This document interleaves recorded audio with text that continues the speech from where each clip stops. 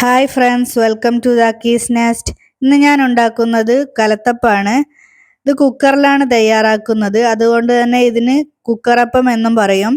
നല്ല ആരൊക്കെ എടുത്ത് നല്ല സോഫ്റ്റ് ആയിട്ടുള്ള ഈ കുക്കറപ്പം എങ്ങനെയാണ് തയ്യാറാക്കുന്നത് എന്നൊന്ന് കണ്ടു നോക്കാം. അതിനു മുമ്പ് ഈ വീഡിയോ നിങ്ങൾക്ക് ഇഷ്ടപ്പെടുകയാണെങ്കിൽ ഒന്ന് ലൈക്ക് ചെയ്യാനും ഷെയർ ചെയ്യാനും അതോടൊപ്പം നമ്മുടെ ചാനൽ ഇതുവരെ സബ്സ്ക്രൈബ് ചെയ്യാതെ കാണുന്നവരാണെങ്കിൽ ഒന്ന് സബ്സ്ക്രൈബ് ചെയ്യാനും മറക്കരുത്. ഈ ഒരു കലത്തപ്പം ഉണ്ടാക്കാൻ വേണ്ടി ഞാനിവിടെ അരക്കപ്പ് പച്ചരിയും അരക്കപ്പ് കൈമ റൈസും എടുത്തിട്ടുണ്ട്. ഇനി ഇതിലേക്ക് നിറയെ വെള്ളം ഒഴിച്ച് അടച്ചു വെച്ച് കുതിരാൻ വേണ്ടി മാറ്റി വെക്കാം. കുറഞ്ഞതൊരു 4 മണിക്കൂറെങ്കിലും കുതിരാൻ വേണ്ടി വെക്കണം. ഇതിപ്പോൾ ഇവിടെ 4 മണിക്കൂർ കുതിരാൻ വെച്ചിട്ടുള്ള അരിയാണ്.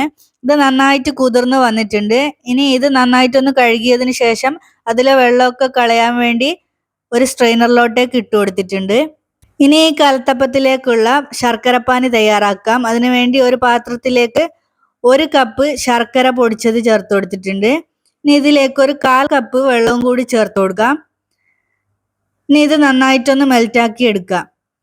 ഈ ഒരു ശർക്കര മെൽറ്റാകുന്ന സമയം കൊണ്ട് നമുക്ക് അരി ഒന്ന് അരച്ചെടുക്കാം. അതിനുവേണ്ടി ഒരു മിക്സിയുടെ ജാറിലേക്ക് നമ്മൾ എടുത്തു വെച്ചിട്ടുള്ള അരിയൊക്കെ ഒന്ന് ചേർത്ത് കൊടുക്കാം. ഇനി ഇതിലേക്ക് 3 ഏലക്കായ തൊലി കളഞ്ഞെടുത്തതും 1/4 ടീസ്പൂൺ നല്ല ജീരകവും ഇതിലെ മധുരമൊക്കെ ഒന്ന് ബാലൻസ് ചെയ്യാൻ വേണ്ടി 2 നുള്ളു ഉപ്പും നല്ല ആരൊക്കെ എടുത്തിട്ടാൻ വേണ്ടി 1 നുള്ളു ബേക്കിംഗ് സോഡയും കൂടി ചേർത്ത് കൊടുക്കുന്നുണ്ട്. ഇനി അരക്കപ്പ് വെള്ളത്തിന്റെ കൂടെ 1 ടേബിൾ സ്പൂൺ വെള്ളവും കൂടി ആഡ് ചെയ്ത് ഇതിലേക്ക് ചേർത്ത് കൊടുക്കാം. വെള്ളത്തിന്റെ അളവ് ഒരിക്കലും കൂടിപ്പോകാൻ പാടില്ല. ഇനി ഇതിലേക്ക് 3 ടേബിൾ സ്പൂണ് ചോറും കൂടി ചേർത്ത് കൊടുക്കുന്നുണ്ട്. ഞാനിവിടെ സാധാ പൊന്നി അരി വെച്ചിട്ടുള്ള ചോറാണ് ചേർത്ത് കൊടുത്തിട്ടുള്ളത്. ഇനി നമുക്കിതൊന്ന് അരച്ചെടുക്കാം. ഇത് നന്നായിട്ട് പേസ്റ്റ് പോലെ അങ്ങ് അരച്ചെടുക്കേണ്ട ആവശ്യമില്ല. ചെറിയൊരു തരിതരിപ്പോട് കൂടി വേണം ഇത് അരച്ചെടുക്കാൻ. നല്ല മഷി പോലെ അരച്ചെടുത്ത് കഴിഞ്ഞാൽ നമ്മുടെ കലത്തപ്പം അത്ര അങ്ങ് പെർഫെക്റ്റ് ആയിട്ട് കിട്ടില്ല. അപ്പൊ ഈ ഒരു സമയം കൊണ്ട് നമ്മുടെ ശർക്കരപ്പാനി ഇവിടെ റെഡിയായി വന്നിട്ടുണ്ട്. ഇനി ഇതിന്റെ ഫ്ലെയിം ഓഫാക്കിയ ശേഷം പെട്ടെന്ന് തന്നെ ഇതൊന്ന് അരിച്ചെടുക്കാം.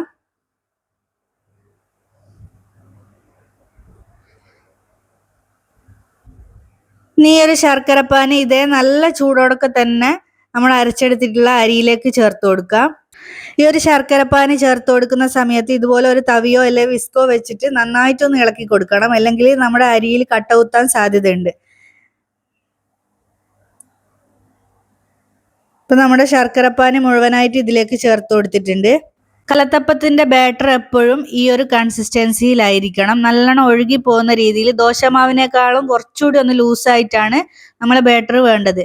ഇനി ഒരു പാത്രം അടുപ്പിലേക്ക് വെച്ച് പാത്രം നന്നായിട്ട് ചൂടായി വരുമ്പോൾ അതിലേക്ക് 1.5 ടേബിൾ സ്പൂൺ വെളിച്ചെണ്ണ ചേർത്ത് കൊടുക്കാം. വെളിച്ചെണ്ണ ചൂടായി വരുമ്പോൾ അതിലേക്ക് ഒരല്പം തേങ്ങാക്കൊത്ത് ചേർത്ത് കൊടുക്കാം. തേങ്ങാക്കൊത്തൊക്കെ നിങ്ങൾക്ക് ഇഷ്ടത്തിനനുസരിച്ച് ചേർത്ത് കൊടുക്കാം. ഈ ഒരു തേങ്ങാക്കൊത്ത് നല്ലൊരു ഗോൾഡൻ കളറായി വരുമ്പോൾ ഇതിലേക്ക് 1 ടേബിൾ സ്പൂൺ ചെറിയുള്ളി അരിഞ്ഞത് ചേർത്ത് കൊടുക്കാം. ഈ ചെറിയുള്ളി ഒന്ന് നന്നായിട്ടൊന്ന് ഫ്രൈ ആകുന്നത് വരെ ഇതൊന്ന് വഴറ്റിയെടുക്കാം. ഇപ്പൊ ഈ തേങ്ങാക്കൊത്തും ചെറിയുള്ളിയൊക്കെ നന്നായിട്ട് ഫ്രൈ ആയി വന്നിട്ടുണ്ട്. ഇനി ഇത് നമുക്ക് ഈ പാത്രത്തിൽ നിന്നും കോരി മാറ്റാം. ഇപ്പൊ ഇതിൽ ബാക്കി വരുന്ന ഈ ഒരു എണ്ണ കളയേണ്ടതില്ല, അത് നമുക്ക് ആവശ്യമുണ്ട്. ഈ വറുത്തെടുത്തിട്ടുള്ള ചെറിയുള്ളിയിൽ നിന്നും തേങ്ങാക്കൊത്തിൽ നിന്നും പകുതി നമുക്ക് ഈ ബാറ്ററിലേക്ക് ചേർത്ത് കൊടുക്കാം. ബാക്കി പകുതി നമുക്ക് അവിടെ മാറ്റി വെക്കാം. ഇനി ഈ ബാറ്റർ നന്നായിട്ടൊന്ന് മിക്സ് ആക്കി കൊടുക്കാം. ഇനി ഒരു അടി കട്ടിയുള്ള അലൂമിനിയം കുക്കർ എടുത്ത് അത് നന്നായിട്ട് ചൂടായി വരുമ്പോൾ അതിലേക്ക് നമ്മൾ നേരത്തെ തേങ്ങാക്കൊത്തും ചെറിയുള്ളിയൊക്കെ ഫ്രൈ ചെയ്തിട്ട് ബാക്കിയുള്ള ഓയിൽ ചേർത്ത് കൊടുക്കാം. ഇനി എങ്ങാനും ആ ഓയിൽ മതിയാവില്ലെങ്കിൽ 1 ടേബിൾ സ്പൂൺ ഓയിൽ ചേർത്ത് കൊടുക്കാവുന്നതാണ്. ഈ ഒരു ഓയിൽ ഈ കുക്കറിന്റെ അടിഭാഗത്ത് എല്ലായിടെയും എത്തുന്ന രീതിയിൽ ഒന്ന് ചുറ്റിച്ചു കൊടുക്കാം. ഈ ഒരു കുക്കർ നന്നായിട്ട് ചൂടായി വരുമ്പോൾ ഹൈ ഫ്ലെയിമിൽ വെച്ച് നമുക്ക് ഈ ബാറ്റർ ഒന്ന് ഒഴിച്ചു കൊടുക്കാം.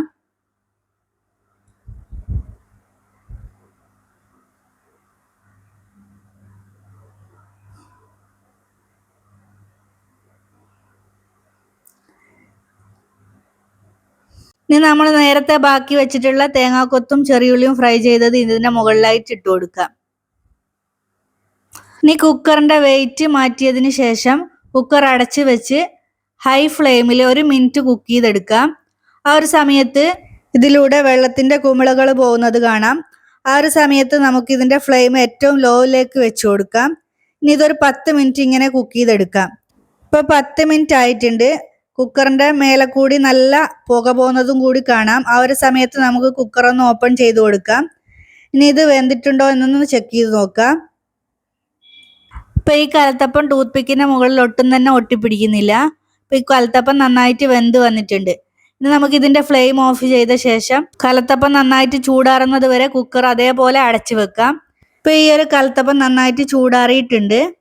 ഇനി ഇത് കുക്കറിൽ നിന്നും മാറ്റി ഒരു പ്ലേറ്റിലേക്ക് വെച്ച് നമുക്കിതൊന്ന് കട്ട് ചെയ്ത് നോക്കാം.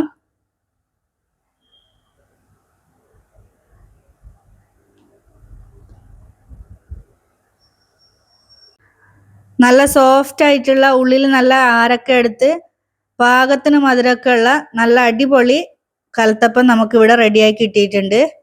അപ്പോൾ കലത്തപ്പം ഉണ്ടാക്കിയിട്ട് ഫ്ലോപ്പായി പോകുന്നവർ ഈ ഒരു റെസിപ്പി ഒന്ന് ഫോളോ ചെയ്ത് നോക്കുക. അതോടൊപ്പം ഈ വീഡിയോ കണ്ടുകൊണ്ടിരിക്കുമ്പോൾ നിങ്ങൾക്ക് ഇഷ്ടപ്പെടുകയാണെങ്കിൽ ഈ വീഡിയോ ഒന്ന് ലൈക്ക് ചെയ്യാനും ഷെയർ ചെയ്യാനും, അതോടൊപ്പം നമ്മുടെ ചാനൽ ഇതുവരെ സബ്സ്ക്രൈബ് ചെയ്യാതെ കാണുന്നവരാണെങ്കിൽ ഒന്ന് സബ്സ്ക്രൈബ് ചെയ്യാനും മറക്കരുത്. അപ്പോൾ മറ്റൊരു വെറൈറ്റി റെസിപ്പിയുമായി വീണ്ടും കാണാം. അതുവരേക്കും താങ്ക് യു.